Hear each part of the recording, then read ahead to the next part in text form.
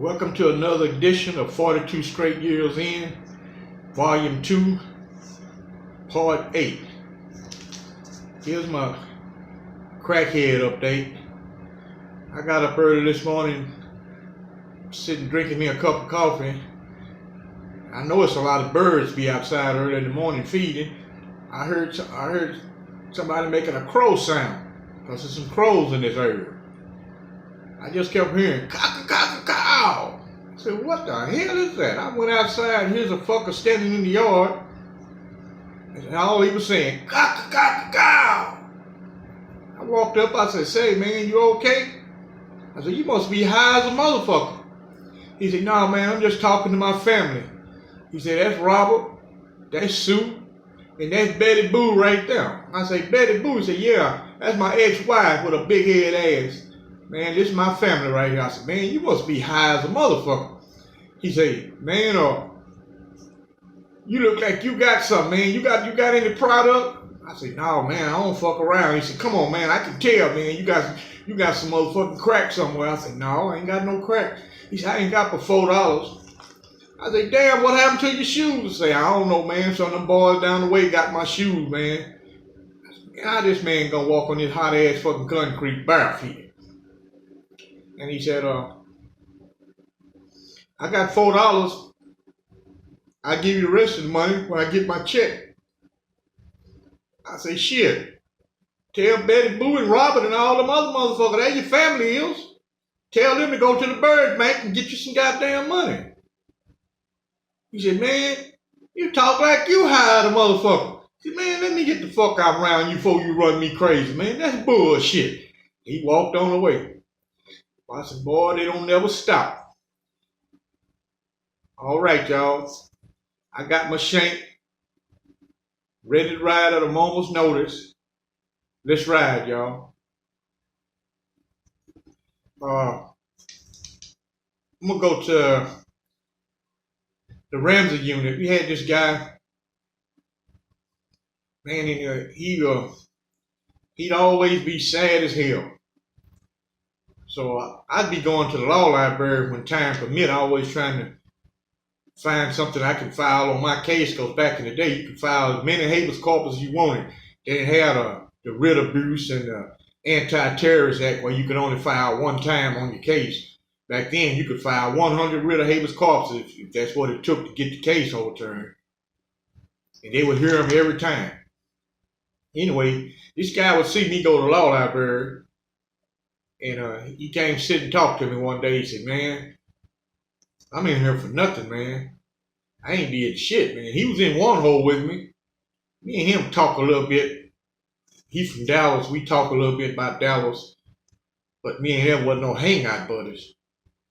Only time really I got to hang with the fellas is on the weekend. During the weekday, hell, I got college and I got to go to fucking work every day. I ain't got time for no chit chat. When I come in at night, take me a fucking shower, hell, they all racked up in the cell.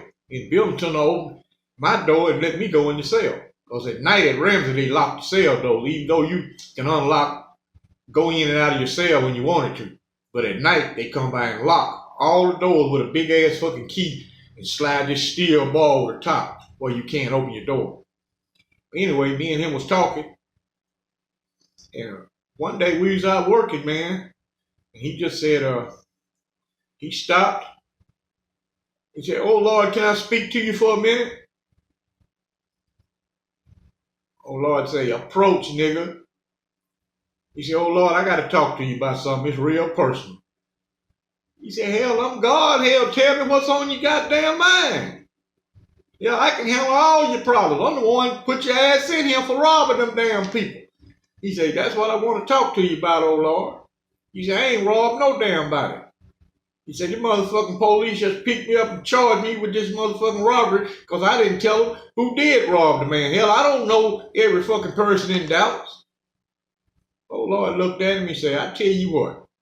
He said, I got to talk to my father because I really don't know how to handle these goddamn situations. Here's a nigga standing in front of me say he didn't commit the goddamn crime, but you look guilty as hell. He said, oh, Lord, what make me look guilty? He said, where you roll your goddamn eyes, you look like a gifted man. Ain't nothing but a gifted man to roll his motherfucking eyes like that. He said, but you stand here and told me that to my goddamn face, so I'm going to talk to my Lord tonight. Talk to my Father in heaven and see if he can help your black ass out. In the meantime, you get your ass back over there and go to work. Go to work right now. Go to moving, goddammit. Don't stand here and look at me. I told you I'm gonna talk to the Father in heaven. Now go to moving. Man, this man here, he's so desperate to get out of prison.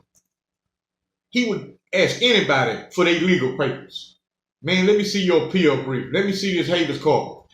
And he would just take that habeas corpus and copy it, or that legal brief. He would make it into a habeas corpus and put his information in and send it to the court. I'd be damned if he didn't get lucky one day. He got it in the mail.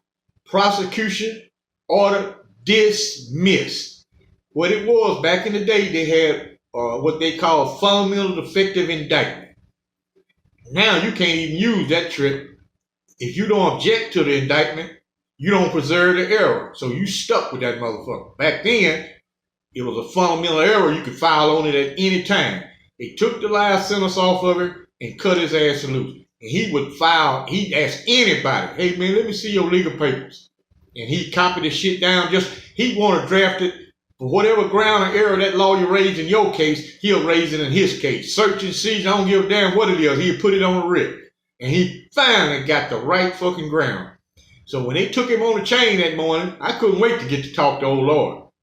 We called in, went to work. I said, oh Lord, you must have did some hell of a praying to the Father in heaven about this guy. I said, hell, he been released. He said, I told you, goddammit. I'm the God of all niggas. I done told you that. Think I'm bullshit? You see, I got that man ass out of prison. I'll be goddamn. In another case, this guy here, he was a porter. See, it was building tunnels and it was porters. The porters is the one clean up, pass the sheets out, toilet paper and all that shit. They worked for the building tunnels.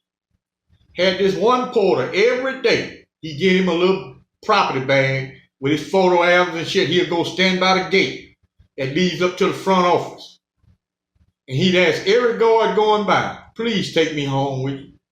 Please take me home with you. I used to look at him, I said, boy, these fucking dudes is pathetic. He'll say, no, not today. I'll take you tomorrow. And every Monday through Friday, he would stand at that gate and do the same damn thing every fucking day. So I was talking to him once. He wanted to buy some craft stuff for me to send to his mother. And me and him was talking. And I said, man, I know quite a bit about law. I said, what I don't know, I know how to research. I said, you got any court papers? He said, yeah, I got my indictment, judgment, and sentence in a docket sheet, man. That's all I got, man. I said, well, let me see it. I'll be damned. I didn't look on his indictment. His indictment is fundamental defective. I looked at it. I didn't say nothing to him. I said, I got to go to the law library and make sure I got this shit right before I tell this man. So I came back from the law library the next night. I told him, I said, hey, man, I can beat your damn case.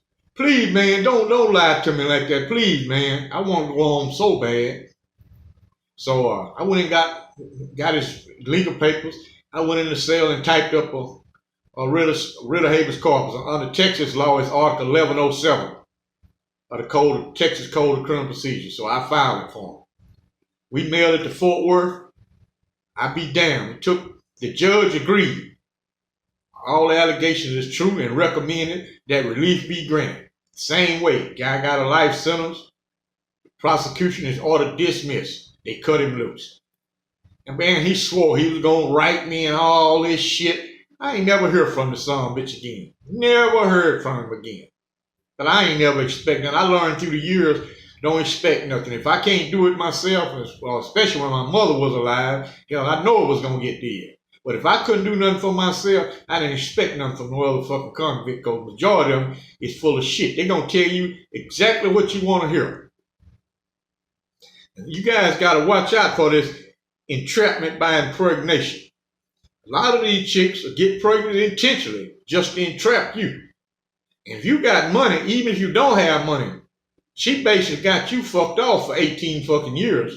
If she asked for any government assistance or she filed child support, you was a fuck duck. If you don't pay it, they can take your driver's license, they can put you in the county jail with no bond, and they can send you to prison for 10 fucking years because it's a third-degree felony. So you fellas gotta watch that. And guys, always making reference to the prison game. All the prison games are grown adults with a child's mentality with deadly consequences. You want to spend your whole life looking over your shoulder, serving a life in the feds with no parole? Go right ahead. Ain't nothing good gonna come out at the end. Most likely, your own homeboy's gonna end up killing your ass behind some little feud. One gang member who got more rank than you, he don't like you. He whispering another one's ear, and they fuck you off. They do it all the damn time. All the time. You see a guy running, trying to run to the warden and tell him to protect him, or they done stabbed him up real bad. His own fucking homeboys. And this is a point to ponder on for guys who don't support their kids, just because they dislike the woman, they abandon the fucking kids and just leave them to suffer when it took two to make that kid. I bet if every man would be faithful, if the Creator took an inch off his dick every time he failed to support his kids. Go figure. Like and subscribe. I thank you for watching. Keep your motherfucking shanks ready at a moment's notice because we might have to roll on these foods. And a shout out to my subscriber I met at Walmart. I don't have your screen name on the tip of my tongue right now, but me and him talked at Walmart for a few minutes. And y'all have a nice day.